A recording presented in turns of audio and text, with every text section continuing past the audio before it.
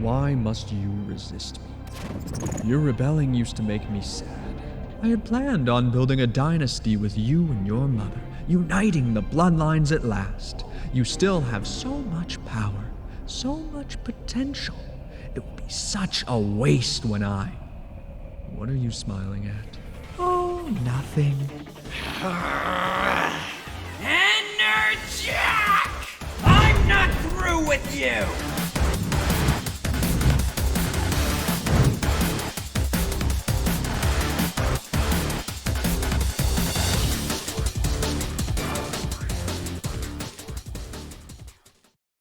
Silver, an incredibly powerful, psychokinetic hedgehog on a quest to save his future from an eternal and fiery fate by destroying the Iblis Trigger, the one responsible for his world's destruction. It's a simple backstory that's easy to sympathize with, and most importantly, it allows Silver to perfectly slot into the insanity of Archie's Sonic. After all, unlike almost all the game characters that came before him, Silver never grew up in the weird world of Mobius, meaning his story and premise could fall in line with his game counterparts, separate from everything else. He doesn't need to be weighed down by strange and annoying writing decisions, by confusing lore, by the never-ending cast of OCs that I don't care about. Introduced after the comic has found its footing, Silver is free from all the baggage that came before. Or at least, that's what he thinks. Because instead of needing to defeat the Iblis Trigger, he needs to stop a traitor among the freedom fighters. Instead of fighting alongside a trusted companion, Silver is unknowingly mentored by an immortal supervillain. And instead of living in a world of fire and monsters, Silver's world is silent. A fallen angel island instantly and powerfully depicting how ruined it truly is. The mountains, the sky, everything's wrong. So as Silver sits among the rubble, he contemplates whether or not he can maybe just convince this traitor to stop. Maybe he can appeal to their good side, to their humanity. No.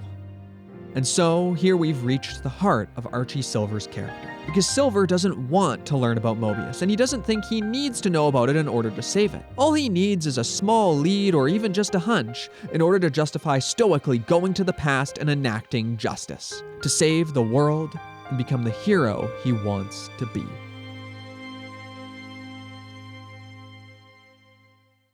Hey guys, Scourge here, again. And you're probably wondering why I'm laying here looking up at you like this. Well, it's because I'm bored. I've got nothing to do. Man, if maybe there was just a free-to-play multiplayer military action game I could sink my quills into. Something like War Thunder, the sponsor of today's video. Whether you want to drive a tank, pilot a plane, or command a ship, War Thunder's got you covered on PC, PlayStation, and Xbox. They've got all sorts of machines for you to try out, allowing you to play the way you want and carve your own path.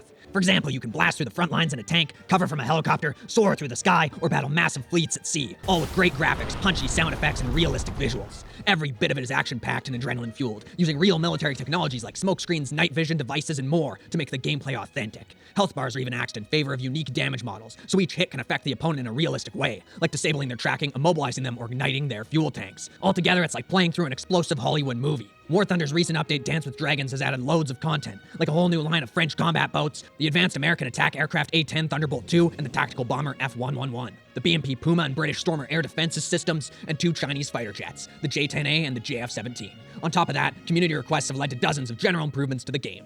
So download War Thunder for free using the link in the description below. Both brand new players and those who haven't played for half a year or more will receive a bunch of bonuses. A 1-week rental with unique skins for the P-40E1 aircraft and M4 tank, an Eagle of Valor decorator, 100,000 Silver Lions, 3 premium vehicles for free, premium account for a week, and more. Hurry it up. The American vehicle bonus season will be ending soon.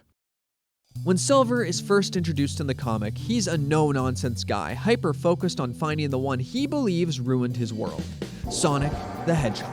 After all, if the traitor was one of the original freedom fighters, who else would be powerful enough to destroy the team? And so Sonic must die. A pretty serious introduction, right?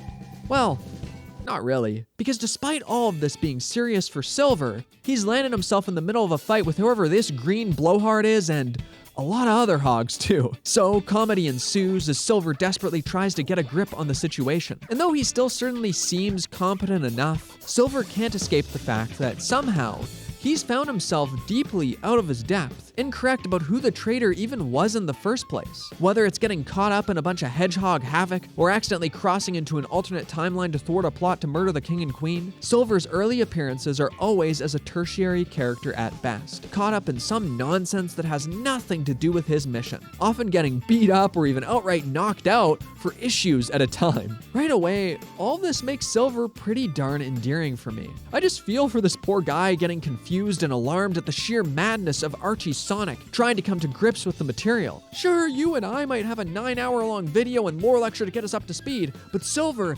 does not. He's got to read physically and all the issues are in crap condition and the covers are falling off too. Dang it! Really though, it's simply entertaining and humorous to watch Silver fumble his words around characters as ridiculous as Sonic and Sally with a crown and their hyperactive children. And yet, there's something else here just as important as that humor. The fact that, even though it's a definite distraction from his ultimate goal, Silver still takes time to help.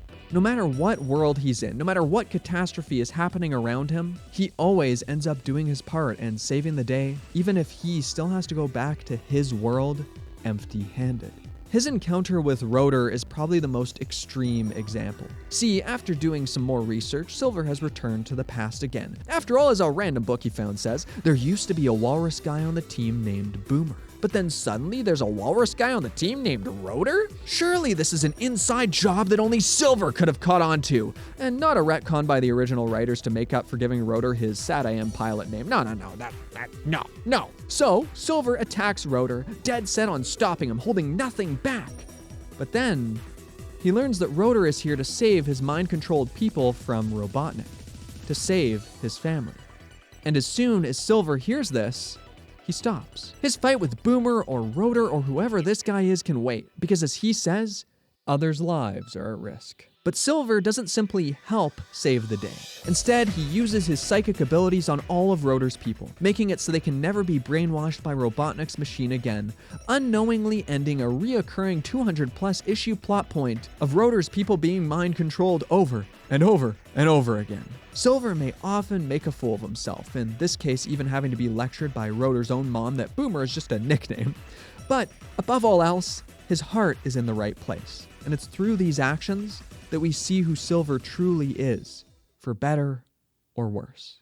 Because Silver isn't actually stoic like he pretends to be. Instead, the mask slips more and more with each failure. It's just a face he puts on in his quest to save the world, born from his headstrong and even a little arrogant nature. This side of himself that tells him that he is the only one who can do this and that he needs to do it now. Silver, for someone with all the time in the world, acts like he's on a time limit, believing that if he has this incredible power, he should be able to use it to easily crush any evil that would do this to his world or anyone else's. And despite the great wisdom of those around him, he believes that his intuition must be greater, as he continually takes this risk that, by going back to the past, he might alter the future even more. Basically, Silver is incredibly immature, his cockiness showing itself more and more with each passing story, even if his motives are still mostly pure. But that worldview will only get him so far, because Silver is about to face his biggest challenge yet, an opponent that will show him how dangerous this way of thinking truly is. Dangerous? And really freaking cool. Oh my god!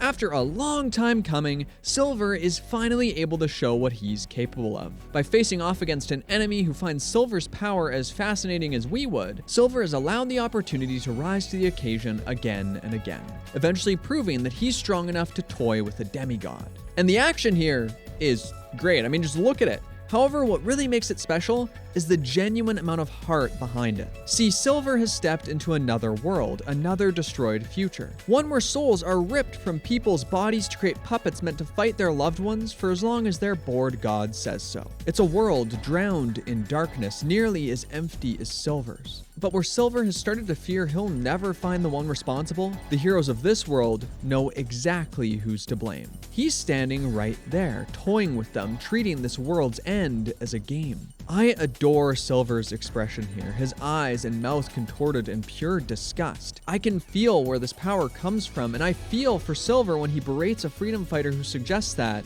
maybe they shouldn't even bring everyone back if this is the world they'll have to live in. Maybe it's too far gone. Maybe it would be better to let things end here. And because this worldview so clearly clashes with Silver's own, I more than feel the desperation that fuels each of his actions sold perfectly by the art, and the rage that consumes him as he watches innocent people lose their lives. It's excellent.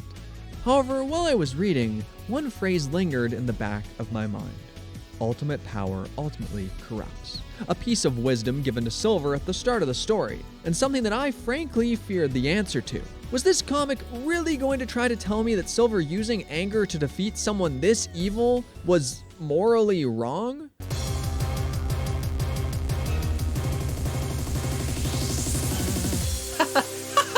I did it. I went too far. Did I really think I could do this to the traitor? He was evil as they come, but oh man, the master warned me about letting my power go out of control. I think you scuffed my helmet. How rude. No fair! So yes, in a great twist, it turns out that Silver, even at his most powerful, never stood a chance against ultimate power. And that's where the real lesson finally clicks. Because as Silver's seen time and time again, this power, it can't truly solve his problems, at least not in the way he thinks of it, as this means to crush his enemies with overwhelming force. And so, just like that, Silver has won, having realized that if he isn't capable of winning through his own strength, he'll just use someone else's, as he turns that ultimate corrupting power back on its owner. For an arc that so perfectly displays the coolness of Silver's iconic powers, I think it's pretty bold to not end on a big, flashy attack, but on Silver playing catch, as all that pointed rage is transformed into peace and humility. With a little bit of sass thrown in too, of course. After all, as Silver says, two superpowered beings wailing on each other, I'm done with that tactic. And so, by seeing his power in this new light, Silver has finally saved the future, even if it's not his own. Although he's actually done a whole lot more than that, because Silver just defeated Enerjack, a corrupted Knuckles from a timeline we actually got a glimpse of a long time ago, putting an end to that abandoned plotline and abandoned world. And those words of wisdom from his masters that help guide Silver to his correct conclusions? Well, they're from Mammoth Mogul and Edmund the Echidna, the latter being named after the first person who tried to stop Enerjack in Silver's own timeline, and the former being the one who drained Enerjack's power with the same weapons Silver uses now. Silver is unknowingly completing, continuing, and redeeming the legacy of three different characters by carrying on their teachings and wills. In particular, Mammoth Mogul stands out to me, this prideful, immortal monster who has finally outlived the world he wanted to conquer, only realizing how foolish he was after living among its ashes. The best he can do at this point is try and guide Silver, try and keep him from ending up like him, all powerful and all alone, wishing that he could have used his strength to give to the world rather than take. When I see Mogul smile at the thought of dinner with his pupil, or the worry he feels for Silver going alone, it really puts things into perspective that this is what makes Silver's story so powerful. How he's able to connect with the past and its people on a scale he's entirely unaware of, guided by a newfound desire to finally learn more about himself and the world. And it's this connection that leads to my favorite moment for Silver. See, Silver has found another lead on the traitor, but due to how many times he's gone to the past and the dangers that could pose, his master has grown frustrated. As such, if Silver's gonna go again, he needs to make a promise. He will stay in the past until he has truly found the traitor.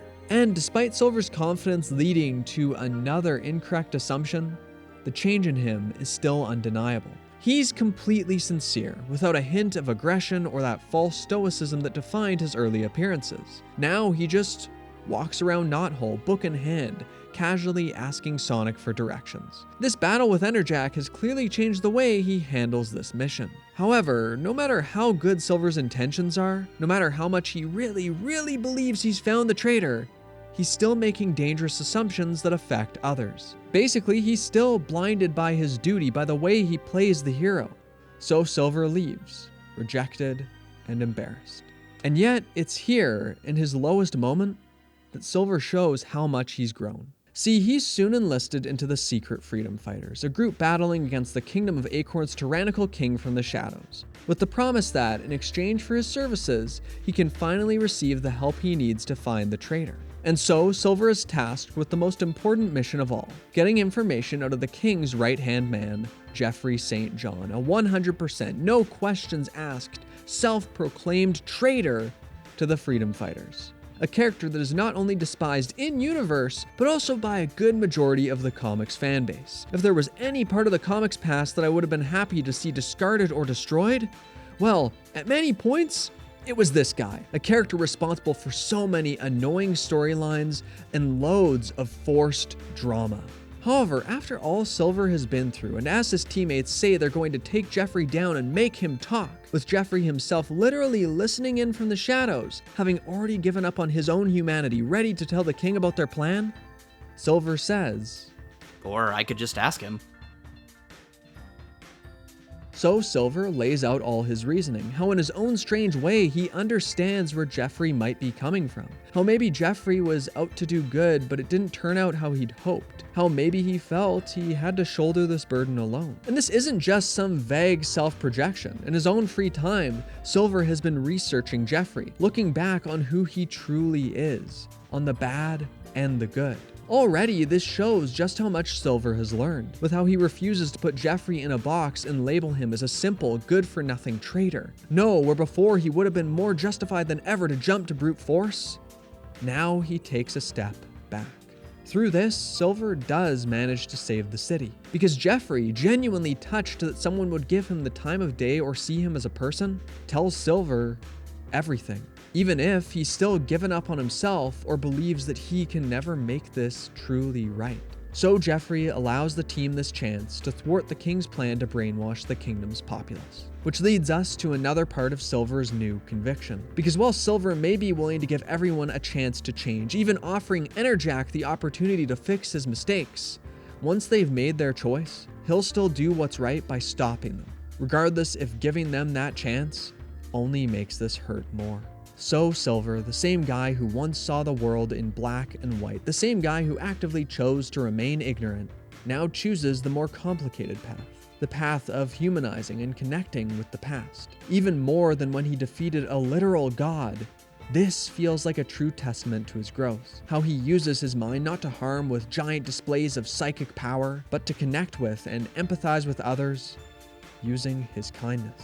And in the end, Silver learns that there was never a traitor. Instead, the heart of the freedom fighters had been destroyed, transformed into a monster that would end them all. History had simply lost the details, lost the humanity of the story. And so Silver ends his story not ready to kill a traitor, but to save another innocent life.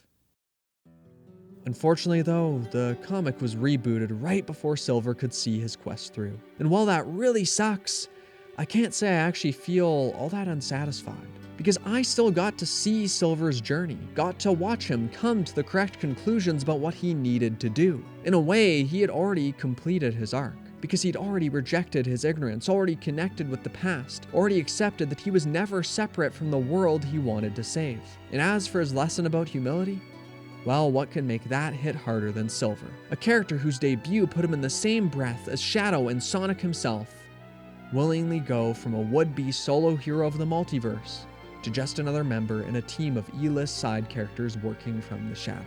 And even more than all that though, I got to see Silver the Hedgehog finally find the strength he needed to save the world, not by cultivating his psychic power, but instead, his kindness. And that's why I think Archie Silver is the best Silver.